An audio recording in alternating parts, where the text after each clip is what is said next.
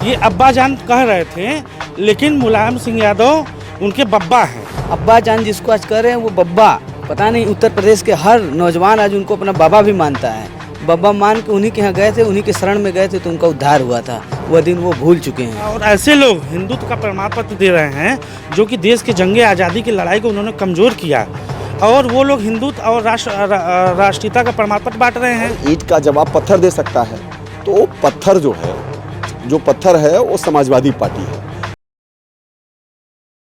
दोस्तों नमस्कार, मेरा नाम ब्रजेंद्र यादव है। हम उपस्थित हुए हैं ऑनलाइन न्यूज़ इंडिया के लिए। अब्बा जान या उनके लोगों ने मंदिर वाली बात पे लेकर टारगेट किया है मुलायम सिंह यादव को, तो अखिलेश यादव कल उस बात को उन्होंने जवाब दिया है। हालांकि उन्होंने उनके पिताजी का नाम नहीं लिया, लेकिन क्या राजनीति जो इतनी ओछी राजनीति हो चुकी है उत्तर प्रदेश की, भाषाओं की जो मर्यादा है तार तार होती नज़र आ रही है उत्तर प्रदेश में।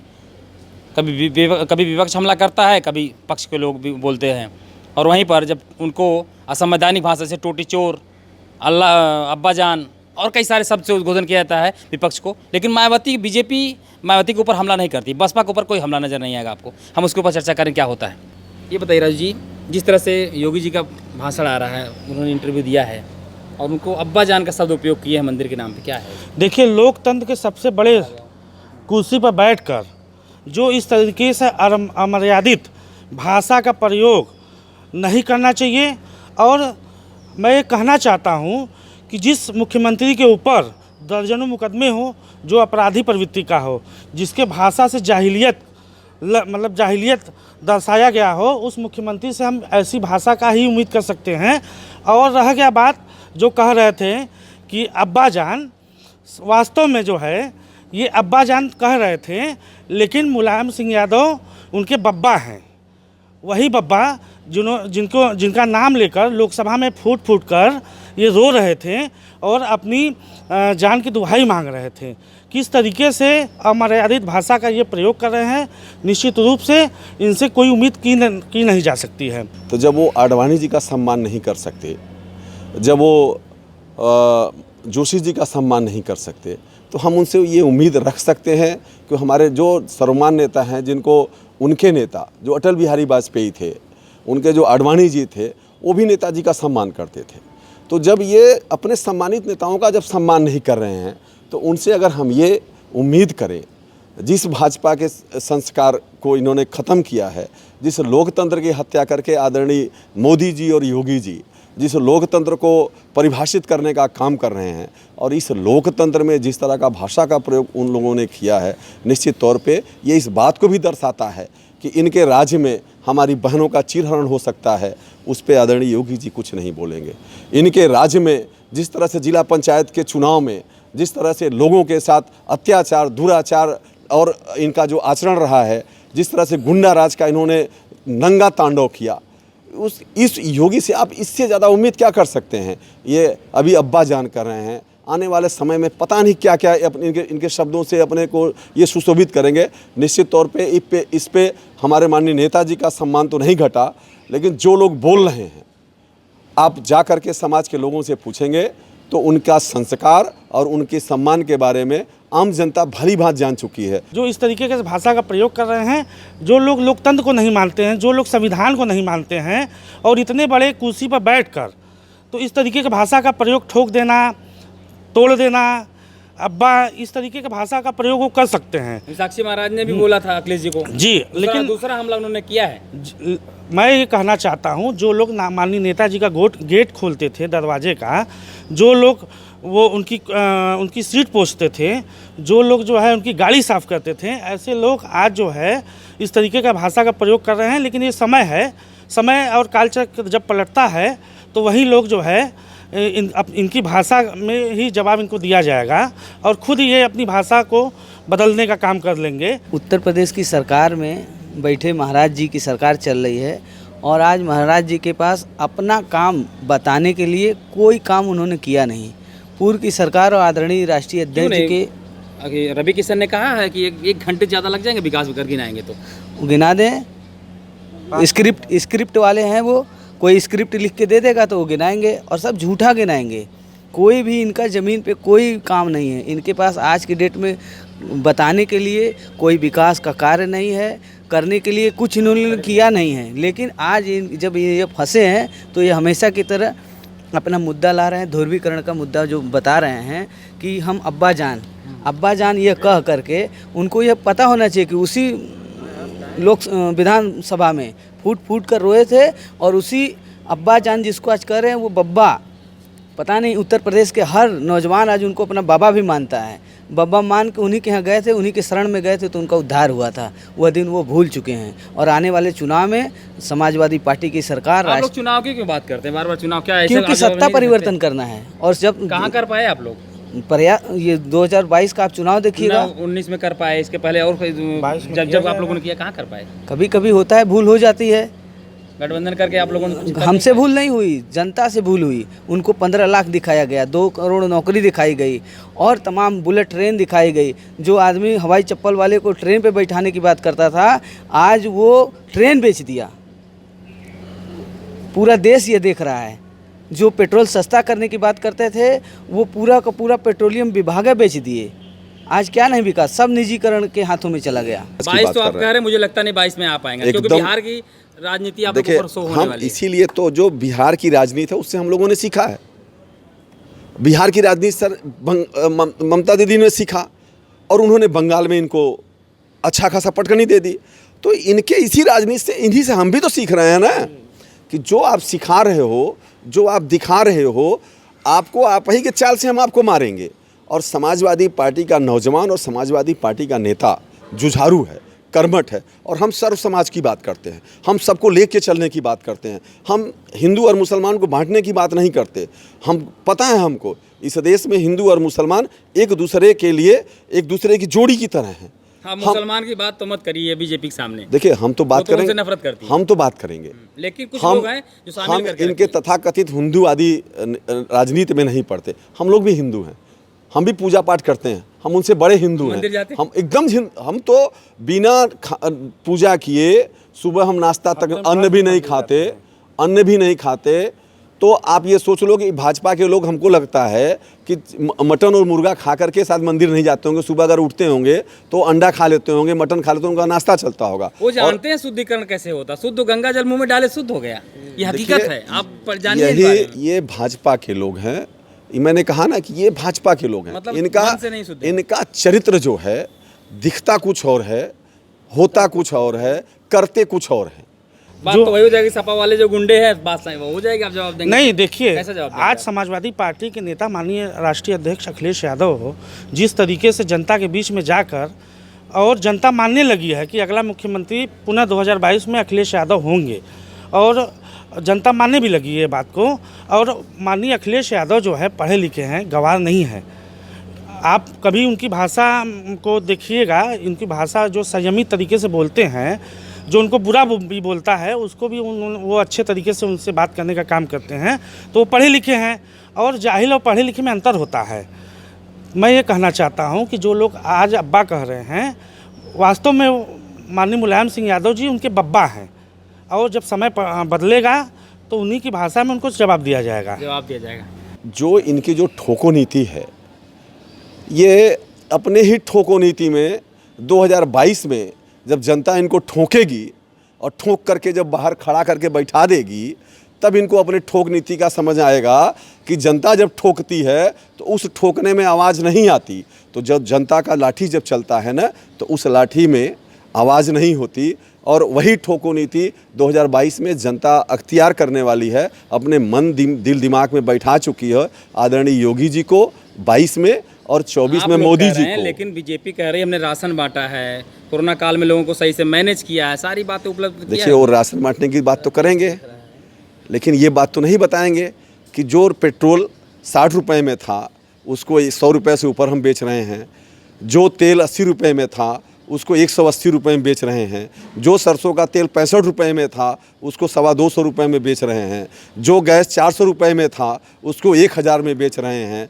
जो बीज किसानों की 30 रुपये किलो मिलती थी, आज वो 80 रुपये किलो मिल रही है।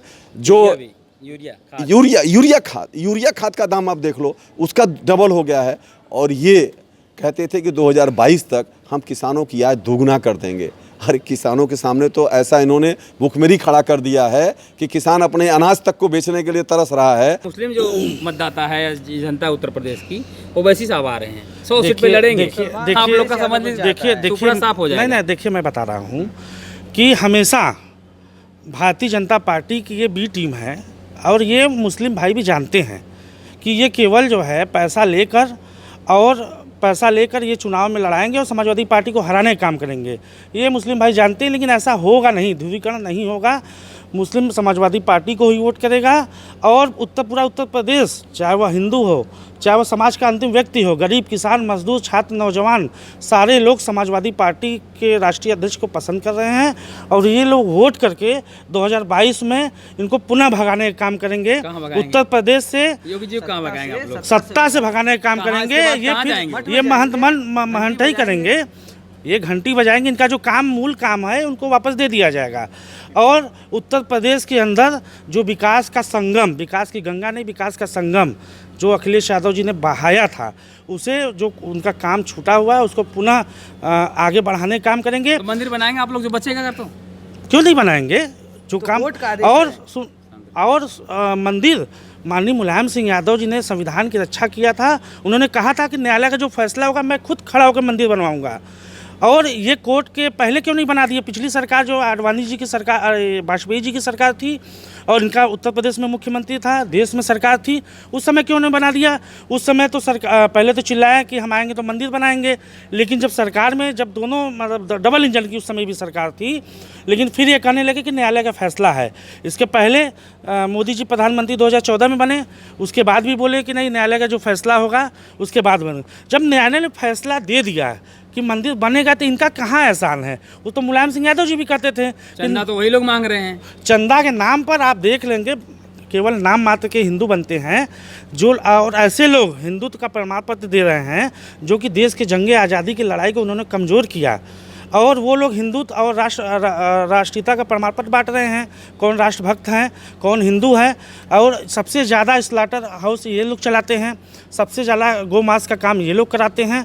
ऐसे लोग जो हिंदुत्व का प्रमाण पत्र बांट रहे हैं, ये नहीं होगी। जनता इनकी दोहरी चरित्र को समझ चुकी है, और ये 2022 में इन्हें जाना तय है। बसपा के ऊपर इनका हमला क्यों नहीं होता? देखिए, बसपा, मायावती कभी बोली है उनको, दोनों को आप लड़ी। एक बात समझ लो, बुआ बबुआ कहते हैं लोग। आप एक बात समझ लो, उन्होंने आया तो बुआ का भी नाम लिया था कि बुआ जी। भाजपा और बसपा पहले भी एक थे, इन्होंने साथ सरकार बनाई, आज भी इनके अंदर खाने पूरी अंडरस्टैंडिंग है। आप एक चीज़ देखे होंगे, अभी कानपुर में मायावती का एक विधानसभा का घोषित हो चुका, कौन खड़ा वहाँ पे? यादव। तो आप इससे, आपको इनके चरित्र का पता नहीं चल रहा है कि जहाँ हम समाजवादी के लोग, जहाँ हम यादव नहीं खड़ा करेंगे, निश्चित तौर पे ये उनके बी टीम का काम कर रही है कि हम कहाँ यादव लड़ा दें, कहाँ मुस्लिम लड़ा दें, हम कहाँ भाजपा को लाभ पहुंचा सकते हैं इनडायरेक्टली। तो क्या ओवैसी भी शामिल है? पूरा एकदम शामिल हैं। ओवैसी साहब हुए, आदरणीय मायावती जी हुई, ये लोग एकदम शामिल हैं। आप ओम प्रकाश जी का, राजभर जी का भाषा आप देख ही लिए, कल तक क्या बोल रहे थे, आज क्या बोल रहे हैं। तो ये जो पूरी खिचड़ी है इन लोगों की, जो पका रहे हैं अभी, तो इनसे उत्तर प्रदेश की जनता समझ चुकी है और सावधान है। ये उत्तर प्रदेश के अंदर जितना विकास माननीय अखिलेश यादव जी ने किया है, ये उत्तर प्रदेश की जनता बोलने लगी है। आप इतना बड़ा एक्सप्रेसवे, 302 किलोमीटर का एक्सप्रेसवे किसी को नहीं दिखाई दे रहा है। उन्होंने तो कहा था हमने फिर से इसको सर्वे करवा के जांच करके पैसा किया है। आपने 20% भी काम नहीं किया था एक्सप्रेसवे का। ऐसा है नहीं, ये तो आरोप लगा रहे हैं ना, लेकिन नहीं, सच्चाई है। नहीं, कितनी बार वो रोड अभी पड़ा हुआ है, कितनी बार इन्होंने जांच कराया, रिवर फ्रंट का जांच कराया, एक्सप्रेसवे का जांच कराया, और तमाम जो समाजवादी पार्टी के मतलब वो कार्य थे वो जांच करा चुके हैं, लेकिन मिला कुछ नहीं है इनको। इनका तो अभी तो आप शुरुआत देखे हो ना, अभी तो चुनाव जैसे जैसे नज़दीक आएगा, आपने वहाँ देखा ए दीदी, ओ दीदी, तो ऐसी भाषा जब इस देश का प्रधानमंत्री बोल सकता है, तो अगर उनके यहाँ के मुख्यमंत्री जी अगर अब्बाजान बोल रहे हैं, और ऐसे नेता के बारे में जिनको सर्व समाज, सारा समाज नेताजी को सम्मानित, अगर सुभाष चंद्र बोस के बाद, आप समझ लो, सुभाष चंद्र बोस के बाद अगर इस देश के लोगों ने किसी को नेता माना और किसी को नेताजी के रूप में कहा, तो माननीय मुलायम सिंह यादव थे। और ऐसे नेता के बारे में आप अब्बाजान शब्द का प्रयोग कर रहे हो और एक कटाक्ष करने का काम कर रहे हो, तो ये कतई बर्दाश्त करने योग्य नहीं है। और मैं तो योगी जी से कहूँगा कि आप तो योगी हो, आप लोग तो समाज को एक संस्कार देते हो। वो आप कौन सा संस्कार आपने एक पीठ पे बैठ करके हमारे समाज को देने का काम किया है? आप हिंदू की बात तो करते हो, जबकि हिंदू के आदर्श कौन है? भगवान राम। और उस आदर्श ने उन्होंने क्या किया? बड़े और छोटे का जो लिहाज था, जो सम्मान था, वो हम कहाँ सीखते हैं? रामायण से सीखते हैं, भगवान राम से सीखते हैं। आप उसी भगवान राम की मंदिर तो बना रहे हो, लेकिन उस भगवान राम से आपने संस्कार नहीं सीखा, उस भगवान राम का आपने बड़कपन नहीं अपने अंदर अपने नहीं ले आए, तो फिर ऐसे मंदिर बना करके आप कौन सा विचार अब समाज को दोगे? अगर आप उनके ही विचारों का आत्मसात नहीं कर पा रहे हो, अगर हमारे अंदर अगर एक भाई और भाई से जो प्रेम होता है, हमारा जो कल्चर है, आप एक बात समझ अंदर क्या जातिवाद आप देख रहे हैं उत्तर प्रदेश राजनीति में, कौन है उस समय सारे थानों में कौन बैठे हैं जिसकी बदनाम करके वो लोग आए हैं कि सारे यादव बैठे थे, एसडीएम या एसपी सब थे। अब बताइए कौन है? देखिए, मैं बता रहा हूँ ना कि भाजपा से बड़ी जातिवादी पार्टी कोई है ही नहीं। इनको केवल और केवल, मैं भी जात से छत्री हूँ, मुझे भी पता है, तो इनको केवल और केवल आदरणीय अखिलेश यादव जी को बदनाम करनी है। तो क्या कहेंगे? यादवों की पार्टी है, उनको कहेंगे कि बसपा जो है बहुजनों की पार्टी है, ओम प्रकाश को कहेंगे राजभरों की पार्टी है। तो भैया आप तय कर लो कि आप किसकी पार्टी में हो। आप आज निषाद को जोड़ रहे हो, अनुप्रिया पटेल को जोड़ रहे हो, कौन सी बिरादरी को हम जोड़ लें? बहुजन हमारे साथ है। तो अब इनका सबसे बड़ा एक जाति को जोड़ करके सबसे बड़ा जातिवाद गेम तो आप खेल रहे हो, खेल आप खेल रहे हो। सभी जाति के लोग, चाहे वो ठाकुर हो, ब्राह्मण हो, जो सर्व जाति का जो है, हम लोग तो चूँकि सर्व समाज की बात करते हैं, किसी एक जाति की बात करते ही नहीं हैं। आप इनके मुंह से सुनोगे कि फलाना पटेल को ले आना है, फलाने राजभर को ले आना है, फलाने मौर्या को ले आना है, आप इनके मुख से बिरादरी का बात सुनोगे। आपने कभी अखिलेश यादव जी के मुख से बिरादरी का नाम नहीं सुना होगा, ठीक है? तो हम लोग हमेशा सर्व समाज की बात करते हैं, और इसका पूरा जीता जागता जो समूह, नहीं, आप एक चीज़ समझो ना, जीता जागता समूह अखिलेश यादव जी हैं। आप उनके अगल बगल देखो, अगल बगल अरविंद सिंह जी हैं जो उनके ऑफिस में हैं, हमारे जो प्रदेश अध्यक्ष जी हैं, आप उनको देख लो किस जाति के हैं। इसके बाद भी जो उनके ऑफिस में हैं, जो उनके लोग हैं, उन्हीं लोगों में हम लोग भी आते हैं। तो जो वहाँ पूरा मिक्सिंग है। लेकिन आप लोग योगी जी जो बीजेपी के लोग मानने वाले, आप लोग को नहीं मानते। हम उनको कहाँ मान रहे हैं? हम उनको कहाँ करें तो आप हमको मानो? हम तो उनके पास जान रहे हैं कि आप हमको मानो, हम भी तो आपको नहीं मान रहे हैं ना। और ईंट का जवाब पत्थर दे सकता है, तो वो पत्थर जो पत्थर है वो समाजवादी पार्टी है। तो जो समाजवाद पार्टी के, जो समाजवादी का जो संघर्ष रहा है, और हम देखिए, हम लोग हमेशा सत्ता को संघर्ष से पाए हैं। आप देखे होंगे जिस तरह जब आदरणीय मायावती जी का जब अत्याचार बढ़ा था, तो यही समाजवादी पार्टी के लोग सड़कों पर उतर करके लाठी डंडा और इसी समाज के लोगों के लिए लड़े, और लड़ करके इन्होंने मायावती को बाहर करने का काम किया। आज हम यही समाजवादी पार्टी का नौजवान, यही समाजवादी पार्टी का नेता आज इसी समाज के लिए, चाहे वो महंगाई के मुद्दे पे हो, चाहे इनके भ्रष्टाचार के मुद्दे पे हो, चाहे इनके जातिवाद के मुद्दे पे हो। घोटाला उजागर हुआ, संजय सिंह ने कहा 30,000 करोड़ से ज्यादा हुआ, सबसे बड़ा घोटाला। यही मैंने कहा ना कि जो मंदिरों में घोटाले करते हो, जो राम के नाम पे घोटाला करते हो, जो राम के नाम पे रजिस्ट्री में पैसा खा जाते हो, हाँ, जो गंगा के नाम पे घोटाला करते हो, तो इनसे आप उम्मीद क्या कर सकते हो? इनसे हम और आप यही उम्मीद कर सकते हैं कि ये घोटालेबाजों की सरकार है, झूठों की सरकार है, जुमलेबाजों की सरकार है। इनको ये जनता 22 में ढकेल करके आराम से बैठा देगी, सब लोग अपने अपने जगह चले जाएंगे, और आने वाला दिन समाजवादियों का होगा, जो सारे समाज को लेकर के साथ चलने का काम करेंगे। ठीक है, ये थे कुछ लोग थे जो इन्होंने अपनी बात रखी। इस खबर को अभी लाइक करें, शेयर करें, अभी चैनल को सब्सक्राइब करें और घंटी जरूर दबाएं।